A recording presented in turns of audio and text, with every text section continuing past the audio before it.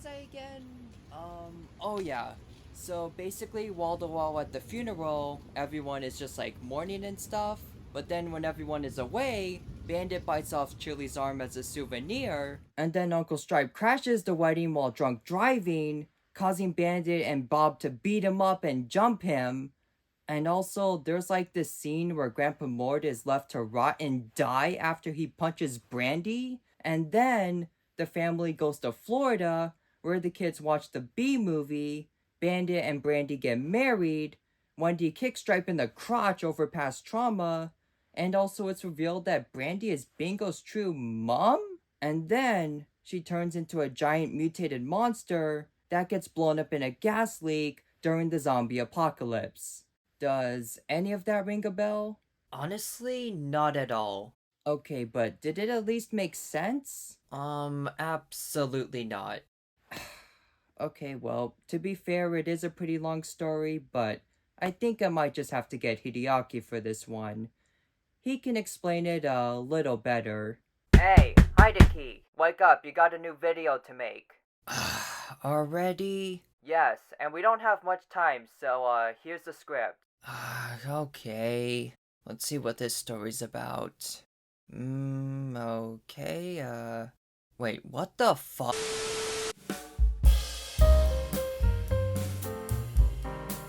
So when it comes to ideas for videos, I know that I'm more than guilty of asking my followers. Mainly because I like to hear from others and get feedback so I can be the best channel possible, but also sometimes it's honestly just because I can't think of anything else myself.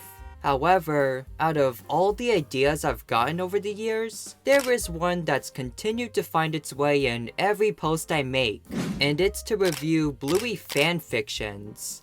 Now, I personally think this would be a pretty fun idea if I did it, but if I'm being honest, I don't really have a lot of experience with fanfics, and I'm also kinda worried that I might offend some people, or make others feel bad if I joke about or review their stories, since I know not everyone is cool with this kind of thing. But with all that said, there is one exception. A fanfic that has become so well known, so widely discussed, and so notorious that even I had to check it out. And it's of course, the infamous tale of Bandit's Belt, a story about the world of Bluey and its characters, but with a graphic, horrifying twist. A tale of violence, death, and even hints of trauma, along with also some comedy and romance for good measure, I guess? But yeah, as you can tell, it's a pretty wild story, and one that has so much to talk about, both regarding its reception in the fandom, as well as the content itself. And on top of that, I even got permission from the author to review it too, and even had a chance to ask him some questions about the story, which we'll get into. So without further ado, let's take a dive into Bandit's Belt, the craziest Bluey fanfic ever made.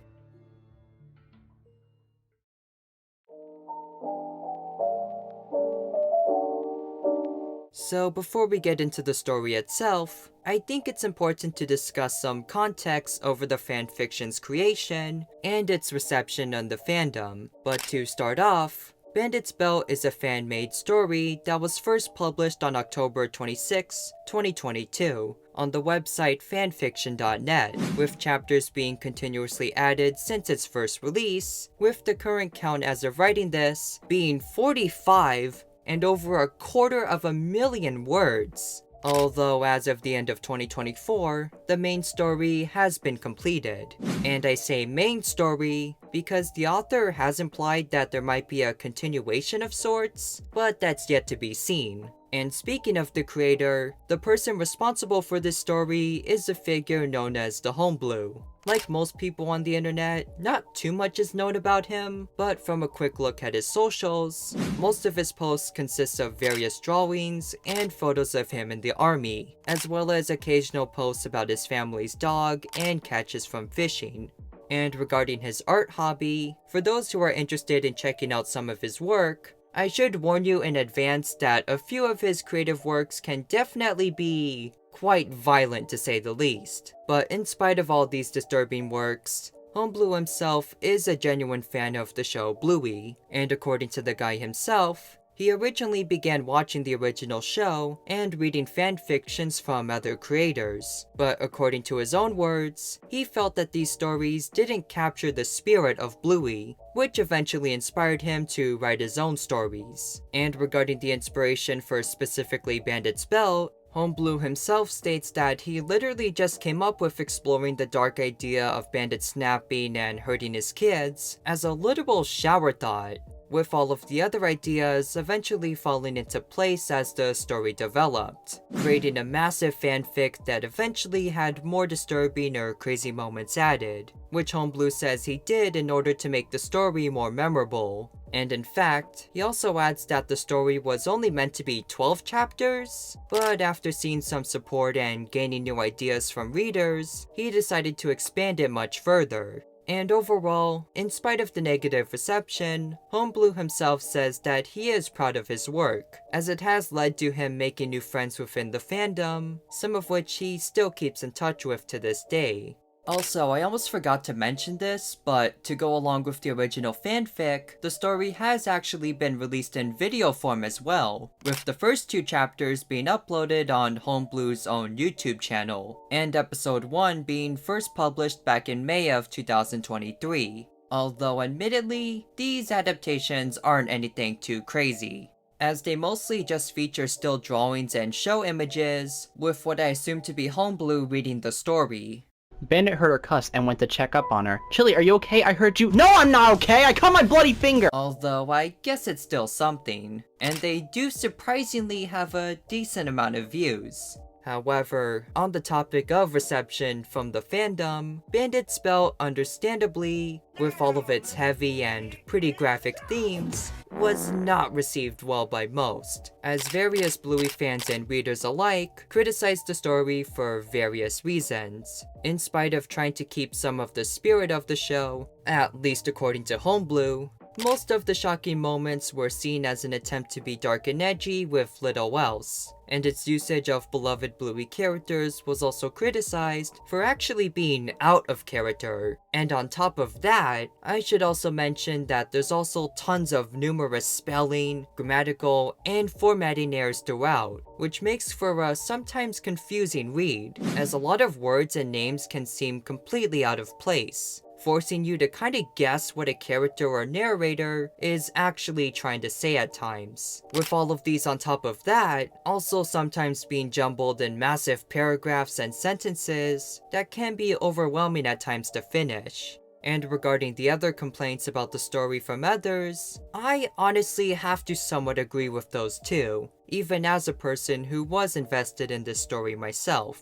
Because there are definitely moments where things seemingly happen on a whim, and to say the least, there are some moments where characters will do or say things they would never in the show. Although with that said, I can kinda chalk it up to just being an obvious AU or alternate universe, so stuff like the characters being different or behaving a different way is something I personally don't get bothered by that much. But with how invested you have to get into the story in order to even try to understand everything that's happening, it's a lot easier said than done. And for some, I do think a story like this could easily ruin the way you see the actual show, or make you think heavily about some really uncomfortable topics. So while I didn't find myself being triggered by this story per se, I can definitely understand why lots of readers are really disturbed by the idea of taking this nice show and twisting it into something incredibly disturbing and graphic.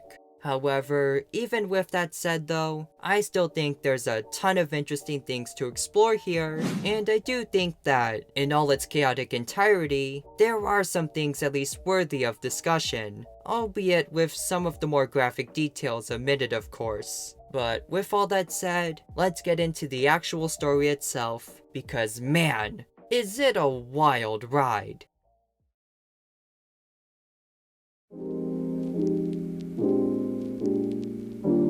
So regarding the main story, it's honestly really difficult to summarize as there's just so much going on, so many different character arcs, and so many different plots the story often jumps to and from, which can be really confusing to sort out. But even with all that said, here's a rundown on the story from the best I could gather. So buckle in and maybe put your lunch down because you might just lose your appetite, as there are a lot of characters that will, to put it lightly, face horrible fates. Anyways though, starting from the beginning, the story begins with the family playing as usual, but things quickly take a turn when Chili gets angry and curses out Bandit, telling him to lose weight and yelling at him with some pretty vulgar language. A pretty shocking start already, but oh, trust me, it's going to get so much worse. Because a couple moments later, Chili also curses at her kids, and in her uncontrollable rage, tells Bingo she wished she never had her, and almost hurts her with a knife? Although, thankfully, Bandit does step in and stops anything serious from happening, leaving Bingo with a noticeable but recoverable wound. A worthless pile of filth. And from this point on, Chili continues to go in and out of this strange and violent stage, almost as if some kind of switch is being turned on and taking over her mind. And to make matters worse, as this strange condition becomes more severe, it also causes her to act even more violent. Because of this, she eventually ends up being sent to the hospital, where she seems to have calmed down, but of course it doesn't stay this way. As in one particular incident, Socks accidentally reminds Chili of the incident with Bingo during a visit, causing her violent feelings to activate once again, which results in an argument as Chili insults Trixie over her weight, and as the fight escalates, Chili eventually straight up attacks Trixie, as well as doing some pretty horrific stuff to her body. And to make matters worse, she also knocks out Nana and almost gets away with hurting Socks before she stopped, who is, to say the least, completely traumatized by the whole ordeal. One of the many traumatic moments witnessed by children in this chaotic story. And speaking of traumatized characters, Bingo is also at the hospital with the others, but understandably isn't very keen on seeing her mom, and in fact, pretty much claims that she now hates her and wishes Chili would die for the stuff that happened, which we find out when Bingo talks to the doctor taking care of Chili, whose name is revealed to be Sean. Insert season 1 reference here. And interestingly, Sean was actually an original character created for this fanfic, and will actually become a pretty important character regarding the situation at hand. Without spoiling too much yet, the problem with Chili, while seeming pretty dire already, is actually the beginning of something far worse. Meanwhile, on Bandit's end though, while he wasn't present for the second attack, he does end up talking with Sean, where he finds out that his wife actually has a form of cancer, and that unfortunately, it's already way beyond the point of recovery. And this, combined with the fact that he also got the news about what his wife did to his own family, has left him completely depressed. However, he doesn't have too much time to relax, because we then get a visit from Mackenzie and his father, who's just referred to as Richard. According to the author Homeblue, he decided to name him Richard after his voice actor, and probably because it's way easier to say than Mackenzie's dad over and over again. But to keep with the story's continuity, that's just what I'll call him too. Anyways, Richard and Bandit end up drinking some wine he brought over, which Bandit drinks a notable amount of, getting basically drunk in the process. And as you can imagine, big surprise, this doesn't end well. Long story short, Mackenzie ends up sneaking the wine from the two adults, encourages Bluey to drink it with him, and then the two kids also get drunk. Bingo, left uncomfortable by the situation, basically ends up snitching on them and tells Bandit, who at this point just completely snaps. Watching Richard beat Mackenzie and leave the house themselves, Bandit then turns his own attention to Bluey, planning to discipline her himself with his belt. Bandit's belt, if you will. Thankfully, however, he doesn't get the chance to, as Bingo last second decides to bite him in order to stop it, where he is distracted, but in the process pushes Bingo over and ends up bruising her. And with his anger still filling him, Bandit then considers turning his anger on Bingo, but thankfully, he eventually does come to his senses, and breaks down instead, hugging Bingo and finally telling her the bad news about Chili, who at this point no longer resents her mother for what she did, but now feels a sense of guilt for wishing on her demise, secretly believing that it was all her fault. And for those who are curious, regarding the actual belt in Bandit's belt, that's pretty much the only relevance it has. And Homeblue even admits that if he realized how big the story would become, he would have probably just named it Bandit with all things considered. But anyways though, things go somewhat back to normal, with now Muffin coming to stay, as Stripe goes ahead and visits his wife and mom in the hospital. To say the least, he isn't too happy about Bandit for the traumatic damage Chili did, and proceeds to call him out pretty harshly on the phone. This of course upsets Bandit, but with little he can do, he just goes with it. However, this ends up presenting a problem, as he also wants to see Chili in the hospital, so he ends up calling Chili's sister Brandy to babysit the kids. At this moment, the two haven't talked in years, and her number is actually blocked by him, but of course he just unblocks it and sends her a message. And I should note that there is actually a big reason why their numbers are blocked in the first place, but it's not explained until way later. Anyways though, until she drives over, Stripe arrives to drop Muffin off, saying that he's going for a long break, and leaving Bandit with a set of disgusting, rotting fish, joking that he could bury them as practice for when Chili dies, which only infuriates Bandit more, and with the fish smelling so awful, he buries them in the backyard. However, this in itself leads to an incident as Wendy spots him from her balcony, and not seeing the actual fish, she naturally becomes suspicious, and upon investigating the scene after Bandit leaves, not only finds a bag full of mushy, rotting material, but also blue and orange fur. And with this, Wendy assumes that Bandit actually murdered his own children. So of course, she ends up calling the cops, which introduces our next set of original characters, Barry and Honeycake. Throughout the story, Barry is mostly portrayed as being the older, more serious officer, and Honeycake is basically the opposite, being the new, excited rookie, eager to fight crime on the force. They arrive into the neighborhood shortly after, but with Bandit himself not being present, they talk to Wendy and eventually decide to go to the hospital where he's at. And while Bandit is confused and shocked by the disruption, the cops seem to care less about his feelings and desire to see Chili, set on hauling him and Dr. Sean away for further investigation. However, before any of this can even happen, Chili realizes that they forgot to put her muzzle back in place, and as you can already guess, it's time for another massacre,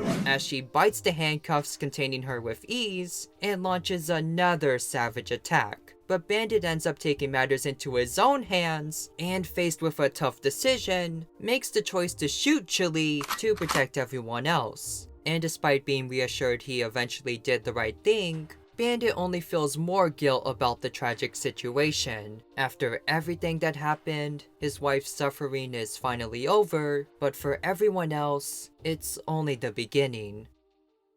Back at Brandy's place, she eventually finds out about what Bandit did to Bingo, but before she can contact authorities, Bingo bites her in order to protect Bandit, which results in Bingo drawing some of Brandy's blood, something that surprisingly, she doesn't find disgusting at all, and in fact, doesn't mind? Keep this noted because that development is going to be important for later. But shortly after this incident, Bandit returns to pick up the kids, and after breaking the horrible news, him and the kids return to their house. By that night, everyone is understandably exhausted and depressed, but Bandit reflects on the recent events, and upon thinking, makes a big realization that Chili's death would have never happened if she had her muzzle, she would have had her muzzle if the cops didn't interrupt him, and the cops would have never come if Wendy didn't report him. And that was it. In the midst of his depression and emotional breakdown, he believes that Wendy's nosy behavior caused all of this. He goes to Wendy next door and plans on harming her, but ends up not going through with it after Wendy convinces him not to. Regardless though, he still leaves her with a warning not to do it again, threatening to harm her daughter Judo if she does. But in the meantime, he just goes back home.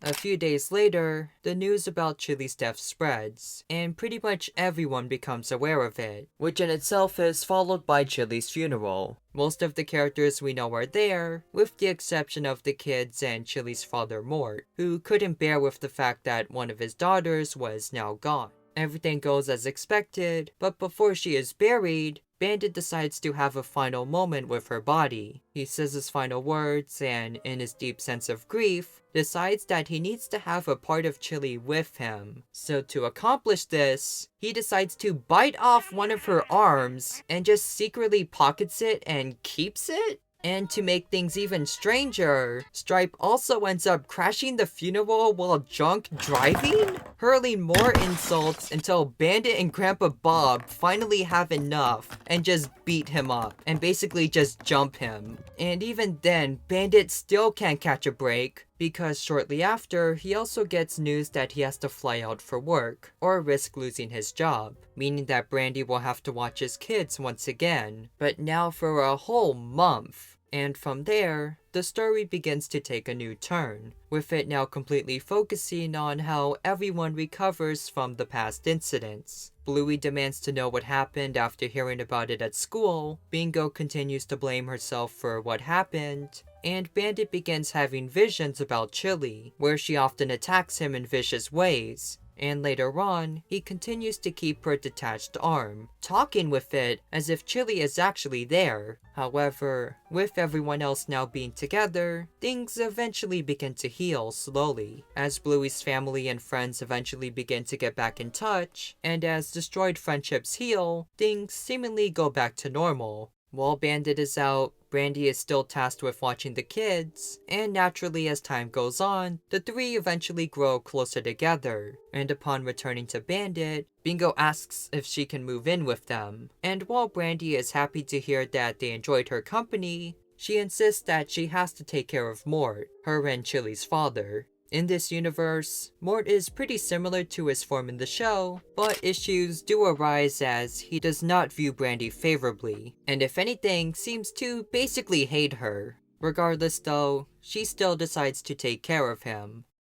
Starting at chapter 16, we get a notable time skip, where we now begin 3 years after Chili's death. The kids are much older, but still having fun regardless. And Bandit, while still thinking about the tragedy, is a lot more open to enjoying time with his kids, has begun talking with Wendy again, and has even reunited with his brother Stripe. And to help him out, he has also been prescribed medication to help prevent his aggressive outbursts, although he is hesitant to take them at first. But knowing the bad things that could happen if he doesn't, he just puts up with it, and even learns to ignore his nightmares about Chili attacking him. Also, it should be noted that Trixie actually did survive the attack, but is currently unable to walk from her severe injuries. And going to Brandy, she continues to see the kids once in a while, but hasn't spoken to Mort in years at this point, although she does decide to go see him one more time. However, in spite of the time passed, Mort's feelings about her have not changed, and upon Brandy visiting him, he proceeds to suddenly hit her,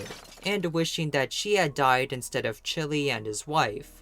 Of course, Brandy is obviously hurt by this and decides to immediately leave, and after enduring years of abuse at that point, finally vows with the help of Bandit to no longer visit him again.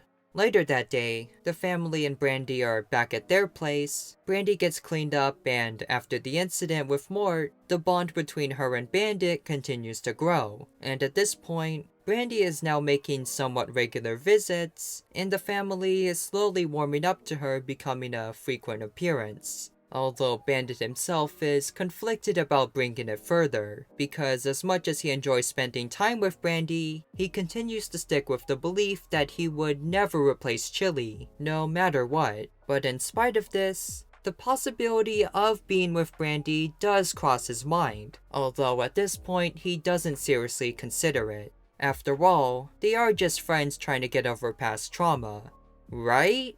At a family barbecue, Socks and Muffin come to visit the others, but Socks, still traumatized by the events, has developed a huge fear of red healers, and destroys a plushie resembling one. And with Bingo just happening to be the owner of it, combined with her just coming back from getting more blood, she completely loses control, attacking Socks and going completely wild as everyone tries to stop her. And thankfully the others are successful, but as the incident becomes news, Bingo is sent to the hospital. And because of her violent attacks, Bingo is also now forced to wear a muzzle that she must have on at all times, which, as you can imagine, really affects her social life as almost everyone is now scared of her, and even Bandit himself refuses to speak with her at all, basically ignoring her. And Bingo, understandably miserable and frustrated, eventually gets Bandit to talk with her, and after some conflict, he eventually breaks down again, and after years of hiding it and building resentment, finally comes clean and tells Bingo that he was technically responsible for ending Chili's life, apologizing for everything he did and ignoring Bingo for so long. But unfortunately though, not everyone is able to have a happy ending, because at the end of chapter 23, we cut back to Mort. Just like years ago, he's still in his chair silent, but it's revealed that something has gone terribly wrong. With nobody left to visit or care for him, he, basically takes matters into his own hands, and with this, his body is basically left to decay, which entails an incredibly disturbing scene. Meanwhile, back at the hospital though, nothing much has developed ever since the first incident with Chili, but Dr. Sean continues to investigate the tumors. At this point, nobody is really sure what happened, but Sean decides to experiment on a sample just to see what it does. And to his shock, he finds out that the tumors can reactivate and even grow outside of the body, at least when given a source of energy like sugar. It's not entirely known why this happens, but it's quickly made clear that these tumors are not very normal, and might develop into something bigger. However, going back to the healers, Bandit comes up with the idea of going on a vacation to the United States, specifically Florida. Yeah, as if this fanfic wasn't crazy enough, right? But anyways, things go mostly well on this trip, and we get introduced to a few new characters. But to keep things short, one of the most important scenes happen when Bingo gets targeted by a bully, as during some time alone, an older dog finds Bingo and begins just straight up attacking her, hitting her and attempting to steal her tablet. However, things get even worse, because during the altercation, Bingo's muzzle eventually breaks off, and you guessed it, disaster strikes again. Bingo attacks them in return and bites the bully, who runs away before being brutally run over and crushed to death by a massive truck. Which, to say the least, kinda puts a damper on the whole trip, as the parents end up witnessing the scene as Bingo sneaks away. And thankfully, while the trip doesn't get as bad, it's overall far from smooth. During a fishing session, the family is almost attacked by a crocodile, which triggers Brandy's fear of them. This fear is actually brought up as an arc throughout the story, but in summary, she originally got it after she lost her mom to one in an attack while the two were together. And during this flashback we get, it's also revealed that Brandy's parents did try to care for her at one point, but Brandy mainly responded with anger, frustrated over the fact that she couldn't maintain a relationship, which is partly to blame for why her relationship with her parents became so damaged. But overall, Brandy doesn't really think about this anymore, because she's ready to now think about the future. With her attraction to Bandit developing more and more, she develops a crush on him, but is hesitant to admit it, although after some encouragement, she eventually breaks the news to him, and he seems pretty cool with it. And as imagined, Bluey herself is excited, but Bingo is still upset about the whole situation, as she's not ready to move on. However, she does try to keep these feelings to herself, and as Bandit and Brandy end up bonding further at a concert, the kids are left with a babysitter. And after venting her struggles to her, the babysitter Maria tells Bingo her story. According to her, she had an incredibly tough life, relying on stealing just to survive, and being used by others just to get by, to the point that she accidentally ends up having her own child. And unfortunately, with that situation, her child also ends up resorting to stealing phones and devices to earn money, although Maria is aware that it is wrong, and instead tries to get more jobs so her family can make an honest living. But things take a tragic turn because Maria, while at work earlier, receives news that her daughter was involved in a terrible accident, in which she was run over by a massive truck.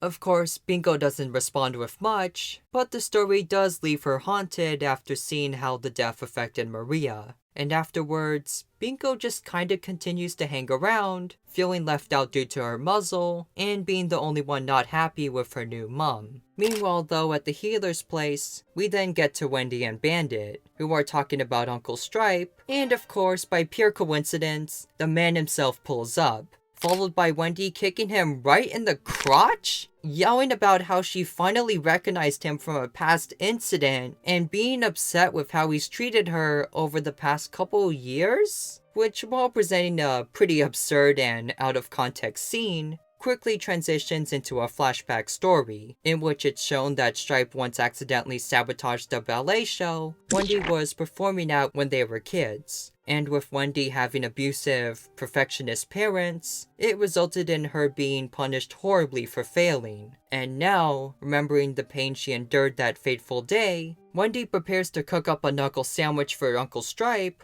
but the two are quickly interrupted by Trixie, who has gone missing up until now. However, there is little relief, as something is clearly wrong with her. She's not in a wheelchair anymore, and crawling out of the sewer, growling and having an incredibly messed up face, which clearly shows that she, just like Chili, has also been infected now. And with this, she almost immediately attacks the group, resulting in a desperate fight as the family tries their best to defend themselves from the monster. And thankfully, most of them do survive, but not after Trixie ends up tearing apart Dougie's mom, takes away socks, and even injures Bingo, who's severely injured, but eventually recovers.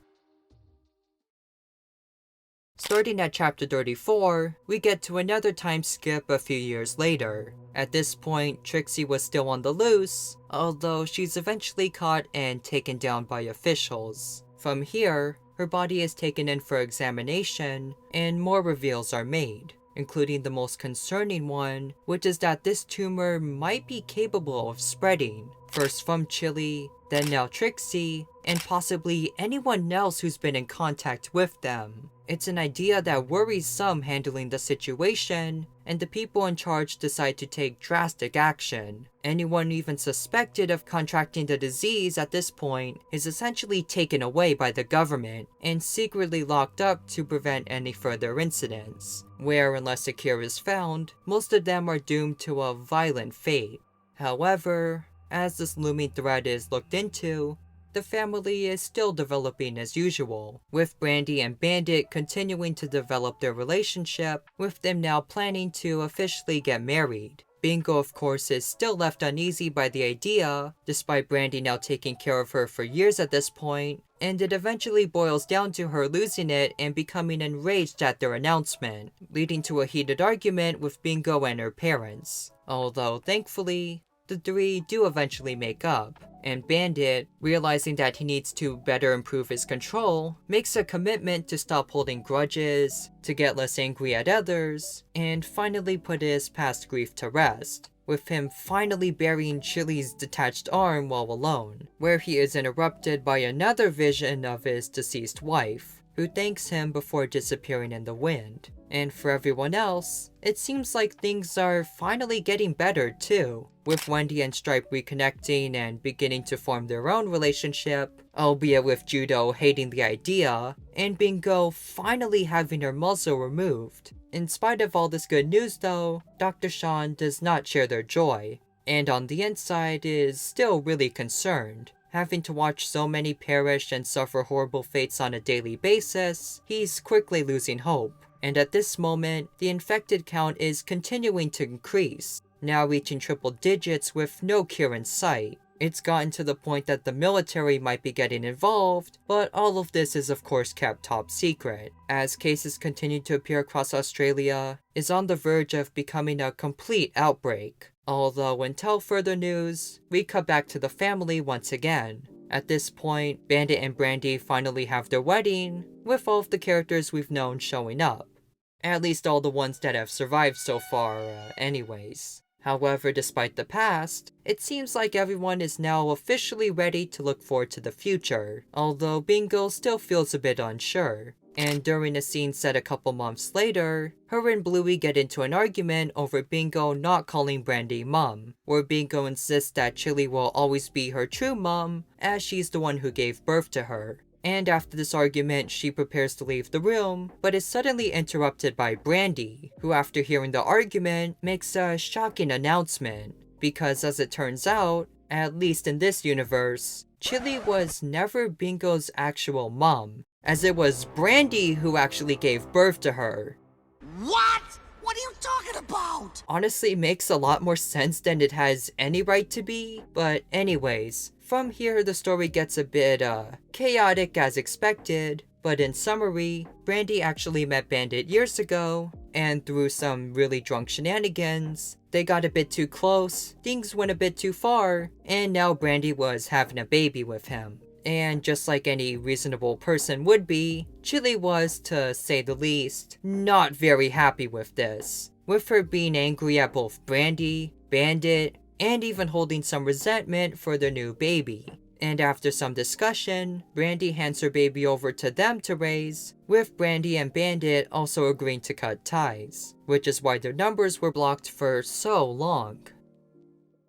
Getting back to the present, we reach the final chapter, number 45, and get another time skip into the future. At this point, the kids are basically young adults, although everyone who survived up until now is still doing well. Admittedly, that's not a lot of people, but I guess it's something. Although, even this won't last for long. Brandy is expecting a brand new baby with Bandit, and despite a conflict between Bluey and Bandit over his past, the two eventually meet again and reconcile. However, in spite of all this wholesomeness, there's still one big, ugly problem becoming worse than ever, which is of course the infection.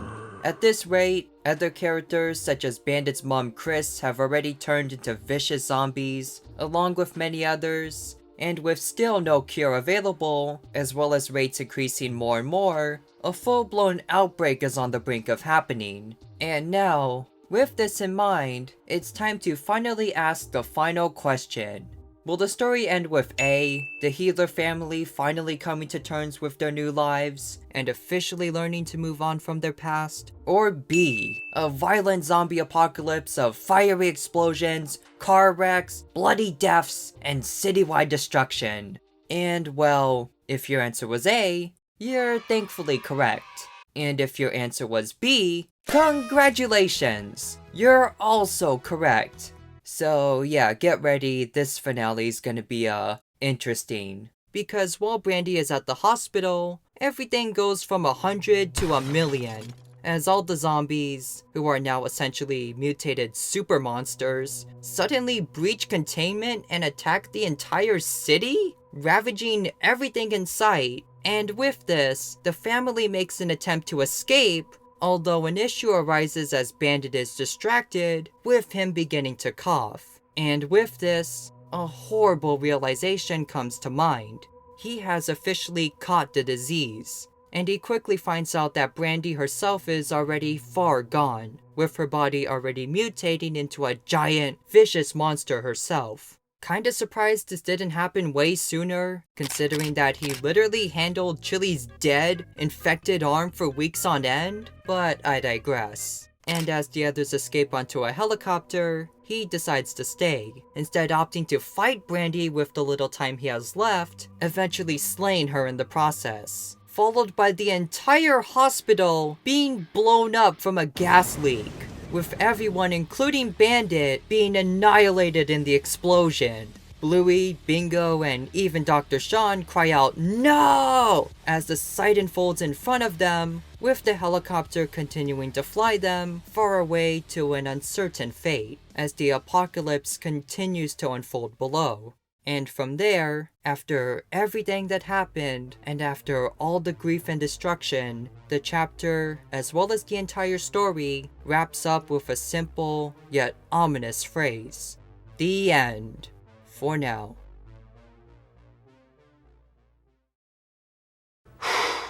Boy, that escalated quickly. And that right there was a quick summary of the entire Bandit spelled story, with me using the term quick very loosely, because to say the least, it was an absolutely long and crazy ride. As you can tell, this story is definitely one of those where things just go completely off the rails, as it goes from being a story about rebuilding from death and trauma to a full-on zombie mutation apocalypse action movie?